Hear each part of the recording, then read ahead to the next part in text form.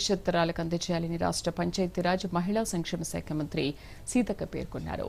ఆదిలాబాద్ జిల్లా ఇంద్రవెల్లి మండలం కేస్లాపూర్ నాగోబా జాతర సందర్భంగా నిర్వహించిన ప్రజా దర్బార్లో మంత్రి సీతక్క ముఖ్య అతిథిగా హాజరయ్యారు. తొలుత జిల్లా అధికారులు మెస్రం వంశీలతో కలిసి మంత్రి సీతక్క ఆలయంలో ప్రత్యేక పూజలు నిర్వహించారు. అనంతరం ప్రజా దర్బార్లో మాట్లాడుతూ గిరిజనుల సమస్యలు పరిష్కరించడం కోసమే నాగోబా సన్నిధిలో ప్రజా దర్బార్ నిర్వహిస్తున్నట్లు వెల్లడించారు. దర్బార్లో స్వీకరించిన దరఖాస్తులను క్షుణ్ణంగా పరిశీలించి పరిష్కరించడం జరుగుతుందన్నారు.